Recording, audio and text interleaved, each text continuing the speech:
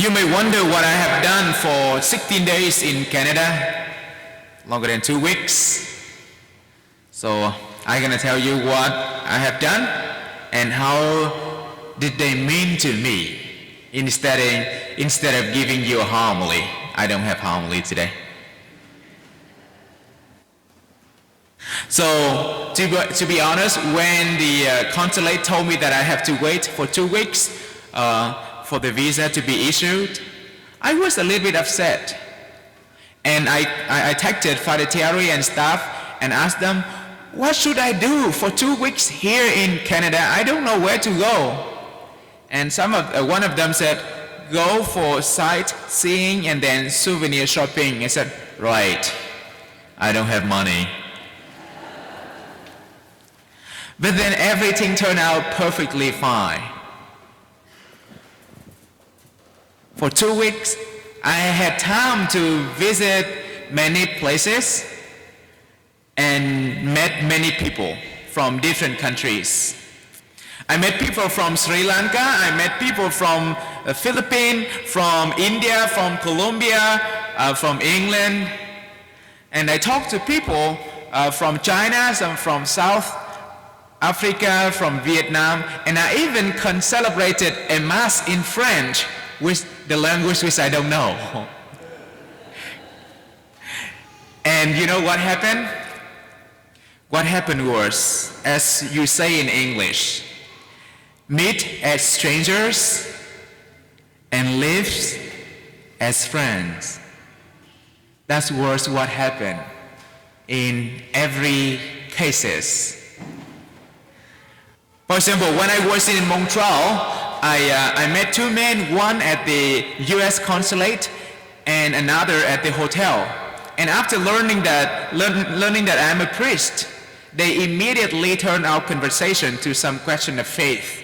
Some of them were very challenging. I tried my best, but I did not tell them that I am an associate pastor from St. Joe. So I did not humiliate you there.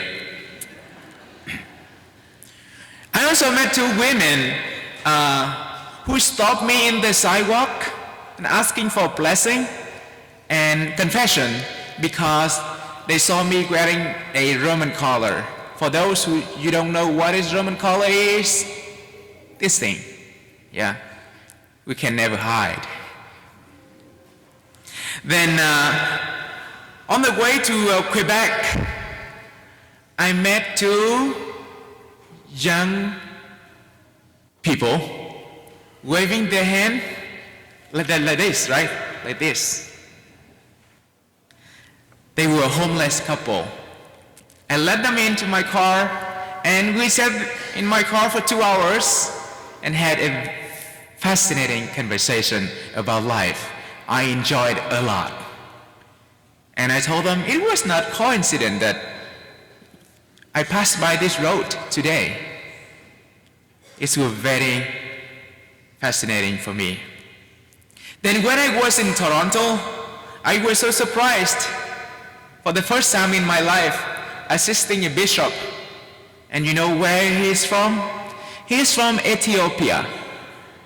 One of the oldest church, one of the oldest Christian community that's still vibrant. And they do not call, he doesn't call him bishop, but Abba. I learned one word, and I feel so proud of myself being assisting and celebrating with a bishop. Then I met and had a picture with the most well-known Vietnamese MC when I was in Toronto.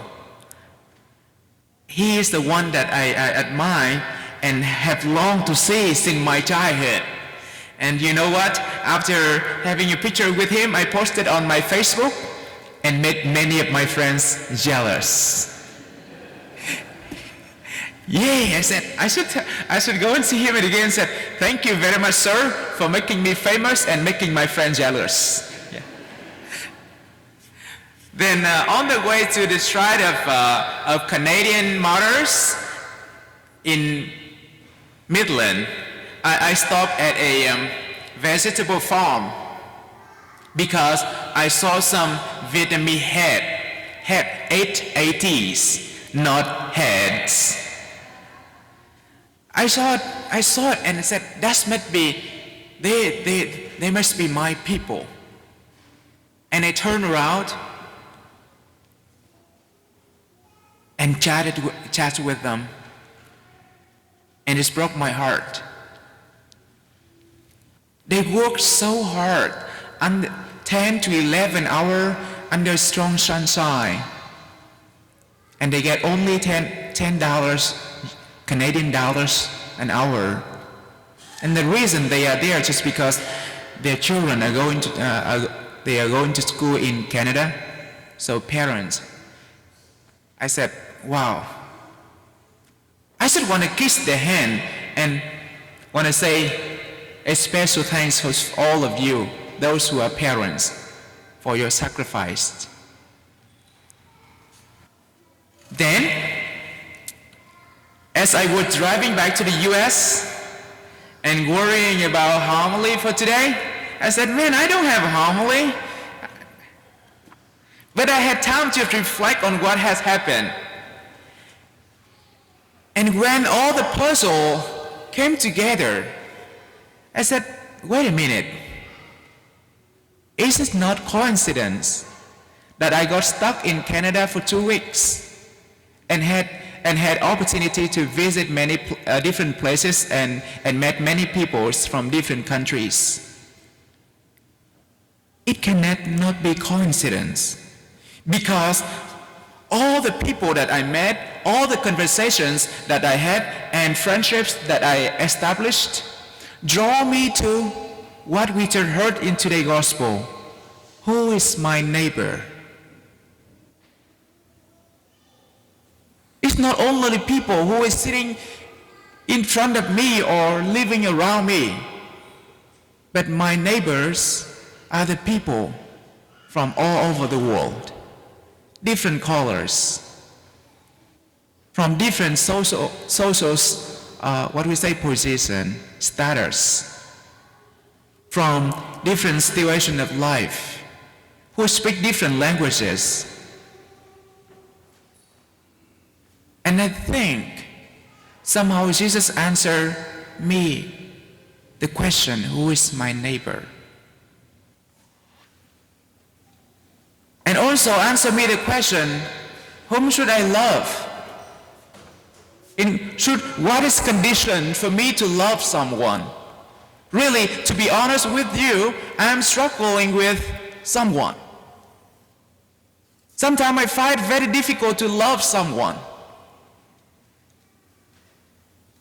And I need a reason, a strong reason, that can overcome all the negative feeling that I hold against that person. And I think the trip to Canada and all the people that I met give me an answer. No, I don't need a reason. And if I do, there's only one reason. We are all human. We share the same nature of being human. We share the same nature that makes us neighbors. And for that reason only, we don't have to go up, like in the first reading, we don't need to go up to the sky or cross the sea for a reason to love. Actually, the scholar of the law in the gospel, when asking the question, who is my neighbor? He was looking for a condition to love. But is it fair when sometimes myself and you sometimes maybe we want others to love us unconditionally, but we want to love them conditionally. We want others to love us. Oh, come on, just show me some understanding. Show me some compassion. I did not mean it. I did not want to do it in that way. It wasn't my intention. I'm sorry. We want others to treat us with unconditional love, but on the contrary, we treat them with conditional love.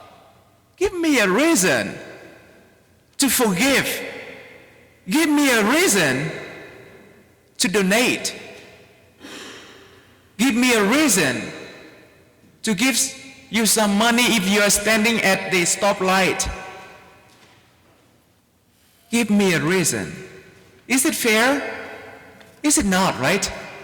We want others to treat us with unconditional love, but we always seeking for a reason, or at least the one who's standing in front of you, who is talking about unconditional love, want to treat you sometimes with conditional love. Is it fair? Not fair, right? No. Again, I got the answer after 16 days that my neighbors is not limited in a certain place.